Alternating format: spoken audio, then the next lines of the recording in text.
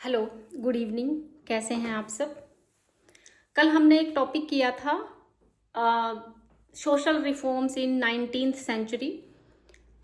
हमने देखा था कि 19th सेंचुरी का जो एंड था that was the rise of a new woman. आज का जिसके बाद हमने देखा कि उनकी सोचने समझने की क्षमता जो है वो काफ़ी परिवर्तित हुई। उन्होंने बहुत सारी चीज़ों को अलग नज़रिए से देखना शुरू किया था। आज का हमारा टॉपिक है 20th century social reform movements, यानी कि 20वीं शताब्दी में कौन कौन से सामाजिक सुधार हुए। 20वीं शताब्दी जो है 20वीं शताब्दी में बहुत सारे ऐसे सिग्निफिकेंट चेंज हुए, और सिर्फ हिंदुस्तान में ही नहीं बल्कि पूरे संसार में बहुत सारे सिग्निफिकेंट चेंजेस हुए हैं जिन्होंने महिलाओं के दृष्टिकोण में परिवर्तन किया, उनके व्यवहार में, उनकी सोच में, समझ में परिवर्तन किया। सिर्फ घरेलू ही नहीं बल्कि सामाजिक जीवन में भी परिवर्तन हुआ। उनके जीवन के बहुत सारे पहलुओं में जो है वो परिवर्तन देखने को मिला। 20वीं शताब्दी वो शताब्दी थी जहां पर फाइनली बहुत सारे ऐसे राजनीतिक अधिकार औरतों को मिले जिनके लिए काफी लंबे समय से संघर्ष चल रहा था, जिसमें से एक सबसे मुख्य था वोटिंग राइट। वोटिंग का अधिकार जो है वो महिलाओं को मिला। तो अगर हम भारत की बात करते हैं तो भारत के अंदर 19वीं शताब्दी के प्रारंभ से ही नेशनल मूवमेंट ने जोर पकड़ा हुआ था। फ्रीडम का जो स्वतंत्रता संग्राम चल रहा था, उसके लिए जो संघर्ष चल रहा था, उसने बहुत ज्यादा संघर्ष पकड़ा हुआ था। सोशल रिफॉर्म्स चल रहे थे और जो महिलाएं थी उन्होंने बहुत सारे आंदोलन ना केवल चलाए बल्कि सक्सेसफुली उन्होंने चलाए। तो हम देखते हैं कि क्या क्या चीजें जो हैं वो 20th सेंचुरी में हुई। तो सबसे पहले हुआ rise of women's organisation. Rise of women's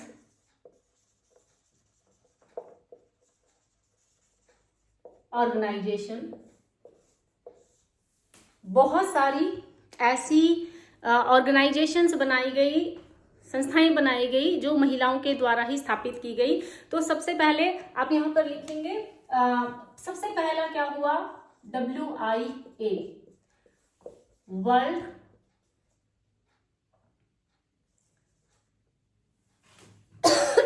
WA, world Indian association. It was established in 1917।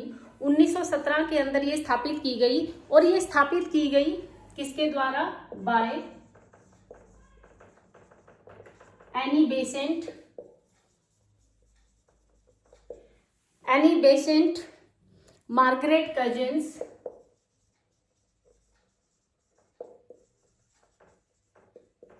And Sarojini Naidu के द्वारा जो है ये ऑर्गेनाइजेशन स्थापित की गई। ये ऐसी ऑर्गेनाइजेशन थी जिसका एकमात्र मुद्दा था वोटिंग राइट। ये जो ऑर्गेनाइजेशन थी इसका जो मुद्दा था वो था कि महिलाओं को वोटिंग राइट्स मिले। क्या था, वोटिंग राइट्स फॉर वीमेन। इस ऑर्गेनाइजेशन के बाद हम देखते हैं इस ऑर्गेनाइजेशन ने कुछ कैंपेन चलाए, जिसके बाद हम देखते हैं कि भारत में वोटिंग राइट का इम्प्लीमेंटेशन हुआ। सबसे पहले 1920 में भारत के अंदर कोचीन, जो प्रोविंशियल स्टेट थी कोचीन ने सबसे पहले 1920 में वोटिंग राइट दिया। सबसे पहले किसने दिया भारत के अंदर, सभी जगह नहीं मिला था, कोचीन ने सबसे पहले इंप्लीमेंट किया था वोटिंग राइट इस ऑर्गेनाइजेशन के बहुत सारे मूवमेंट्स के बाद। तो उसके बाद 1921 में कोचीन को फॉलो करते हुए मद्रास और बॉम्बे,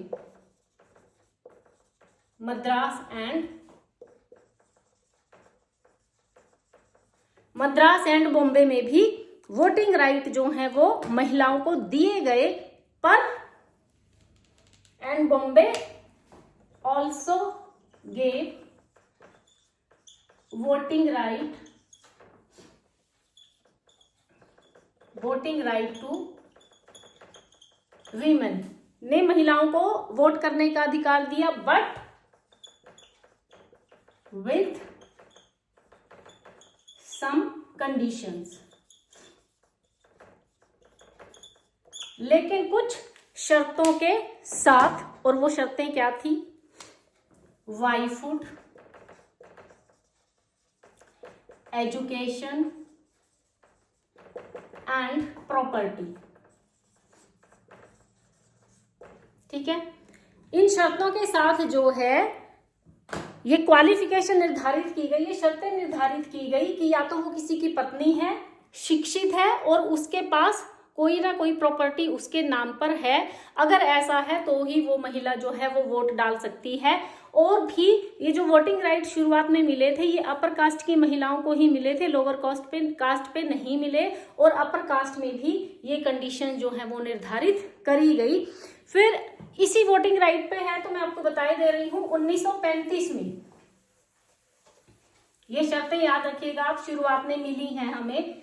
वोटिंग राइट किन शर्तों के साथ मिला जिनका आज हम सम्मान भी नहीं करते हैं? Government of India act, then government of India act 1935। इन्होंने क्या किया? Increased the number of women who can vote. क्या किया इन्होंने कि जो उन महिलाओं की संख्या में बढ़ोतरी करी जो कि वोट डाल सकती हैं। Increased the number of women who can vote. 1935 में जो भारत सरकार का अधिनियम आया था उसमें इस संख्या में बढ़ोतरी करी गई और कहा गया कि जो महिला 21 साल की है, 21 साल से ऊपर की महिलाओं को 21 जो है वो एज निर्धारित करी गई कि 21 साल से ऊपर की महिलाएं जो हैं वो वोट डाल सकती हैं। और पुरानी जो कुछ क्वालिफिकेशंस थी उनमें से एक क्वालिफिकेशन हटा दी गई, वाइफुड। बाकी प्रॉपर्टी और एजुकेशन की शर्तें यहां भी रही कि सिर्फ पत्नी है या नहीं है वो क्वालिफिकेशन हटा दी गई, बाकी की क्वालिफिकेशन रखी गई कि वोट जो है वो डाल सकती हैं उसके आधार पर। ठीक है, तो वोटिंग राइट हमें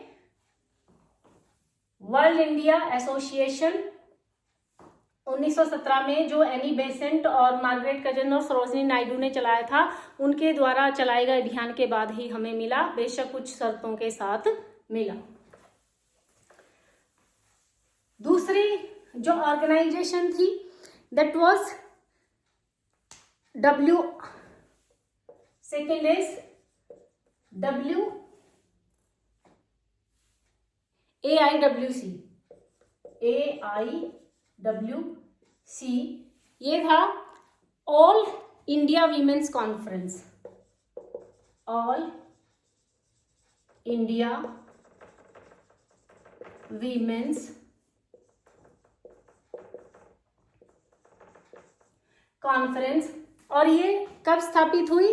1927 में। कब हुई? 1927 में हुई।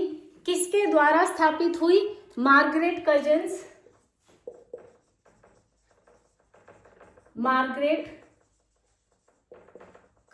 एंड सरोजनी नायडू ने इस एसोसिएशन को स्थापित किया। इस एसोसिएशन का जो मुख्य मुद्दा था, जो ऑब्जेक्टिव था, ऑब्जेक्टिव क्या था इसका ऑब्जेक्टिव था women education and raise the age of marriage. दो मुख्य मुद्दे थे इसके कि एक तो महिलाओं को शिक्षित किया जाए और दूसरा जो उम्र है शादी की वो बढ़ा दी जाए। तो इसी इसी ऑर्गेनाइजेशंस के प्रयासों के माध्यम से, प्रयासों के बाद ही हम देखते हैं कि 1929 के अंदर जो है वो शारदा एक्ट पास हुआ, जहां पर शादी की उम्र जो है वो बढ़ा दी गई। ठीक है, किसके प्रयासों से हुआ? ऑल इंडिया वीमेंस कॉन्फ्रेंस के प्रयासों से हुआ, जिनका मुख्य उद्देश्य ही क्या था? महिलाओं को शिक्षित करना और मैरिज की, शादी की उम्र को बढ़ाना। तो इनके प्रयासों के कारण ही ऐसा हुआ।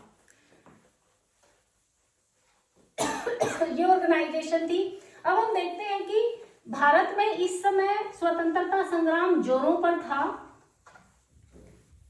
भारतीय राजनीति में महात्मा गांधी के आने के पश्चात महिलाओं की स्थिति में बहुत तेज गति से बदलाव आया। ऐसा क्यों हुआ? क्योंकि महात्मा गांधी ने महिलाओं को शामिल किया स्वतंत्रता संग्राम में। उन्होंने बहुत सारे ऐसे आंदोलन चलाए जो महिलाओं ने लीड किए। तो ऐसे कौन कौन से हैं? तो महिलाओं ने क्या किया यहाँ पर? पार्टिसिपेशन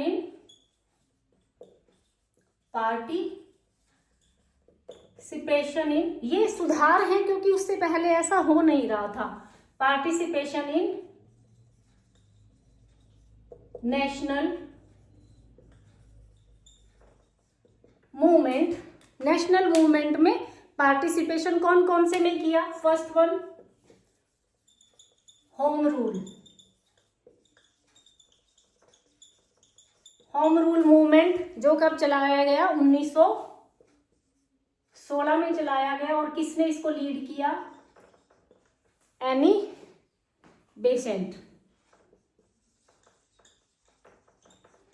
दूसरा जो आंदोलन चलाया गया, सिविल डिसोबीडियंस यानी कि सविनय अवज्ञा आंदोलन।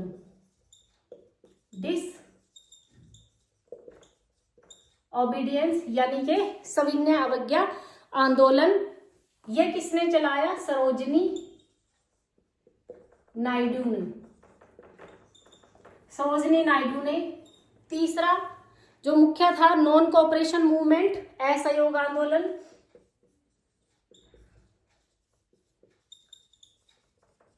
नॉन कोऑपरेशन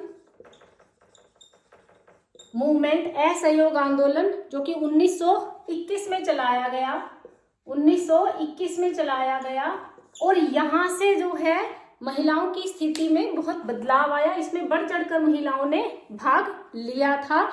तो स्पेशल रोल टू वीमेन, यहाँ पर महात्मा गांधी ने महिलाओं को स्पेशल रोल दिया था। तो यहाँ पर ज्यादा परिवर्तन आया।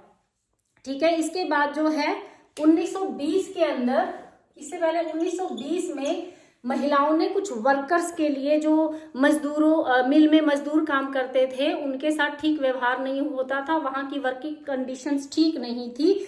तो वर्कर्स मूवमेंट हुआ था। वर्कर्स मूवमेंट हुआ था जहां पर महिलाओं की जो उपस्थिति थी, जो उनकी भागीदारी थी, वो काफी नोटिसेबल थी, क्योंकि उन्होंने काफी ज्यादा वहां पर अपना योगदान दिया था। ठीक है, ये नेशनल मूवमेंट में हुआ। उसके बाद ये जितने भी मूवमेंट हुए, जो ऑर्गेनाइजेशंस बनी, इनके बाद कुछ लीगल रिफॉर्म्स हुए, कुछ कानूनी सुधार हुए। तो वो कौन कौन से हैं? Legal and social reforms, legal and social reforms, legal and social reforms कौन कौन से हुए? सबसे पहले शारदा एक्ट मैंने बताया था किसके प्रयासों से हुआ? 1929 में हुआ। और इस एक्ट में क्या हुआ? ये बाल विवाह के ऊपर था, चाइल्ड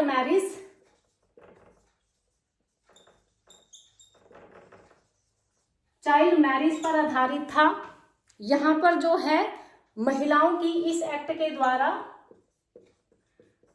जो फिक्स्ड मैरिज एज, इस एक्ट में जो मैरिज एज थी वो फिक्स कर दी गई। कितनी? 14 for girls and 18 for boys. ये मिनिमम जो शादी की उम्र है इस एक्ट में निर्धारित कर दी गई। ठीक है, उसके बाद जो मेजर रिफॉर्म्स हमारे यहाँ पर आए हैं वो आए हैं हिंदू कोड बिल के अंदर। Social, legal and social reforms ही हैं Hindu code bill 1950।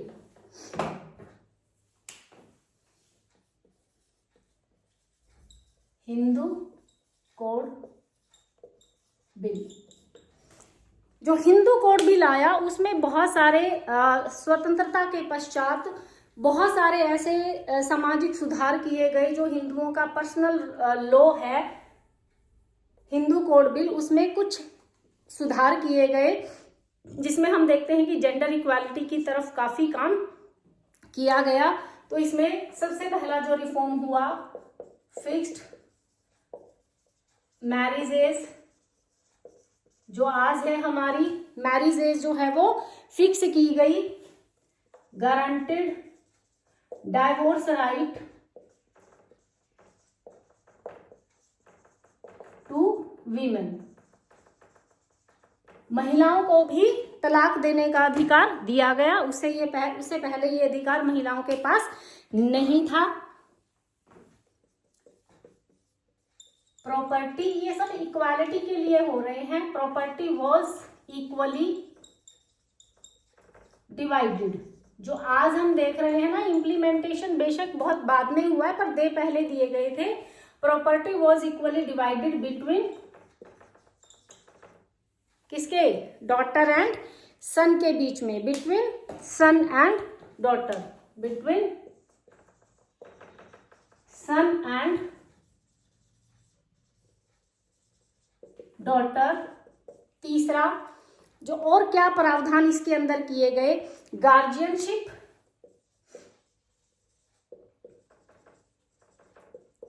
Guardianship was, पहले महिलाएं अपने ही बच्चों की गार्जियन भी नहीं हो सकती थी। Guardianship was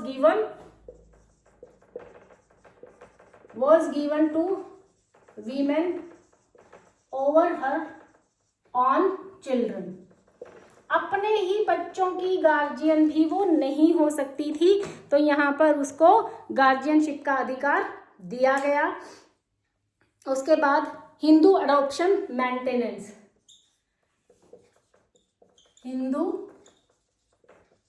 adoption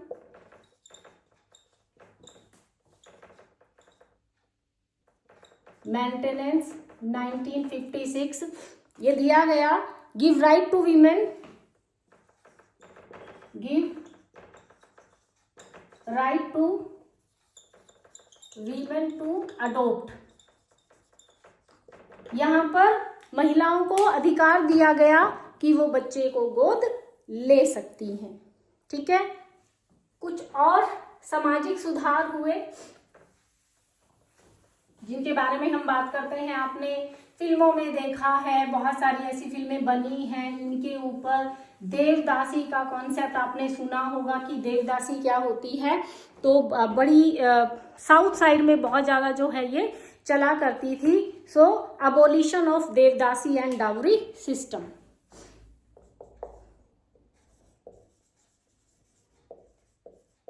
abolition of Devdasi and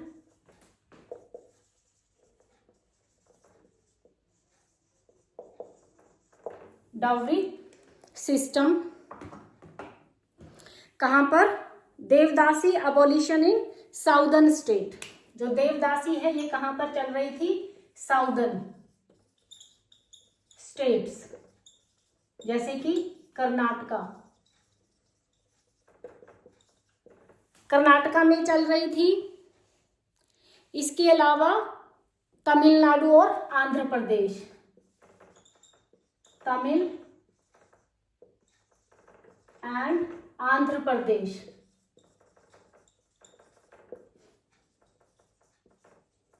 Andhra Pradesh में देवदासी सिस्टम चल रहा था। आपको पता है देवदासी सिस्टम क्या था? देवदासी सिस्टम में गांव से किसी भी एक लड़की का चयन कर लिया जाता था और कहा जाता था कि अब ये देव की दासी है, मंदिर में ही रहेगी। परिवार से उसको ले लिया जाता था। कहा जाता था कि भगवान के साथ अब उसका विवाह हो गया है तो अब भगवान को प्रसन्न करना जो है वो उसकी जिम्मेदारी है, पर ये कुप्रथा थी। देवदासी को अगर हम आज के कॉन्टेक्स्ट में देखें तो ये एक तरह की वैश्यवृत्ति थी जो करवाई जाती थी। लड़की को मजबूर किया जाता था, वो मंदिर में थी, वहाँ के पुजारी और जो बड़े बड़े लोग थे वो उस लड़की का जो है वो इस्तेमाल किया करते थे। तो इस कुप्रथा को दूर किया गया, दहेज प्रथा को दूर किया गया। Dowry prohibition act 1961, dowry prohibition act 1961 1961 के अंदर दहेज विरोधी कानून पास किया गया, जिसमें यह कहा गया कि दहेज लेना और देना दोनों ही कानूनी रूप से दंडनीय है। ठीक है। देवदासी प्रथा, जहां पे लड़की को मजबूरन ये कहें कि प्रथा के नाम पर वैश्यावृत्ति के धंधे में उतार दिया जाता था। बहुत बुराई थी इसमें, लड़की बहुत ही कम उम्र की हुआ करती थी, तो परिवार जो हैं वो दे दिया करते थे। वहां पर ये अंधविश्वास था कि ये कहा जाता था कि भगवान ने स्वयं तुम्हारा चयन किया है तो तुम्हें खुश होना चाहिए, पर इसके पीछे की जो कहानी थी वो काफी भयावह थी। इसके अलावा और कौन कौन से जो सुधार हुए हैं छिटपुट, वो जैसे कि 1992 में 73वां और 74वां संविधान संशोधन हुआ। 1992 में 73वां और 74वां जो है वो संविधान संशोधन हुआ, कॉन्स्टिट्यूशन अमेंडमेंट हुआ, और इसके अंदर महिलाओं को 30% रिजर्वेशन दिया गया। कहां पर दिया गया? पंचायतों और नगर पालिकाओं में। कहां पर दिया गया?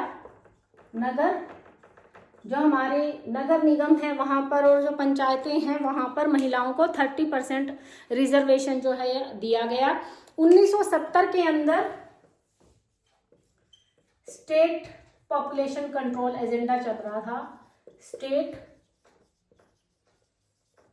पॉपुलेशन कंट्रोल एजेंडा जो है वो चल रहा था। तो यहाँ पर महिलाएं आगे आई इस कंट्रोल एजेंडा में। उन्होंने कहा कि नई नई कंपनियां सामने आ रही हैं और जो कॉन्ट्रासेप्शन है उसके लिए नए नए प्रोडक्ट्स बनाए जा रहे हैं, और महिलाओं का जो शरीर है उसको एक एक्सपेरिमेंट की तरह से लिया जा रहा है, एक डंपिंग ग्राउंड की तरह से लिया जा रहा है कि जितने भी साधन बनाए जा रहे हैं सारे महिलाओं के शरीर के ऊपर उनका उपयोग करके देखा जा रहा है, जिसका काफी नुकसान महिलाओं के शरीर को, उनकी हेल्थ को उठाना पड़ता है। तो उसके खिलाफ काफी यहाँ पर एजेंडा चला, जिसके बाद जो है गवर्नमेंट ने थोड़ा बहुत कंट्रोल करने का प्रयास किया। उसके बाद 1980 में इशू ऑफ रेप एंड 1980 के अंदर रेप और डावरी का जो केस था उसके ऊपर काफी प्रावधान हुआ, उसके ऊपर भी जो है वो आंदोलन हुए। 1972 के अंदर 1972 में एला भट्ट,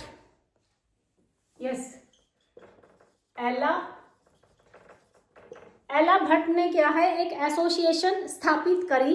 इन्होंने एक एसोसिएशन स्थापित करी फॉर सेल्फ एम्प्लॉयड वीमेन के लिए। एला भट्ट ने 1972 में self employed women association establish करी। किसके लिए? फॉर पुअर वीमेन, उन गरीब महिलाओं के लिए जो प्राइवेट अनऑर्गेनाइज सेक्टर में काम करती थी। For poor women to improve their health, गरीब महिलाओं के स्वास्थ्य के लिए ये शुरू करी गई।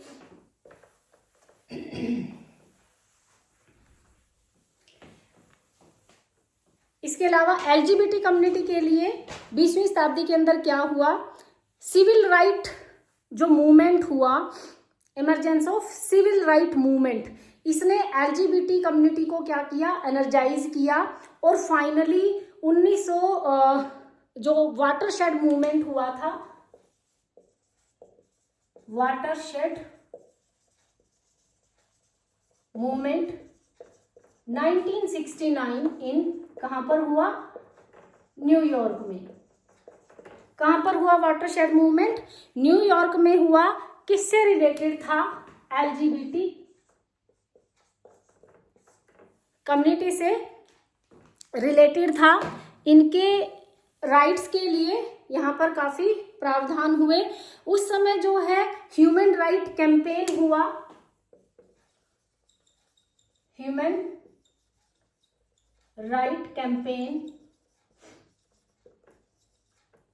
ह्यूमन राइट कैंपेन हुआ, जिसने सिग्निफिकेंट रोल प्ले किया किसके लिए, एलजीबीटी कम्युनिटी के लिए, कि इनके साथ जो डिस्क्रिमिनेशन हो रहा है उस डिस्क्रिमिनेशन को हाईलाइट करने में ह्यूमन राइट कैंपेन ने काफी महत्वपूर्ण योगदान जो है वो दिया। तो हमने देखा कि 20वीं शताब्दी के अंदर बहुत सारे सामाजिक सुधार हुए, कुछ पॉलिटिकल राइट्स इम्प्लीमेंटेशन हुए, जिसमें सबसे मुख्य वोटिंग राइट था। महिलाओं ने जब भारतीय स्वतंत्रता संग्राम में बढ़ चढ़कर भाग लिया तो उसके बाद उनकी स्थिति में काफ़ी परिवर्तन हुए और बहुत सारे सामाजिक सुधार, जैसे कि बाल विवाह की जो आयु है वो बढ़ा दी गई, हिंदू कोड बिल आया जिसमें जेंडर इक्वालिटी की तरफ काफ़ी फोकस किया गया। ठीक है, तो ये हमारे मुख्य जो है वो सामाजिक सुधार कार्यक्रम थे। ठीक है, समझ में आ गया आपको? Okay, thank you.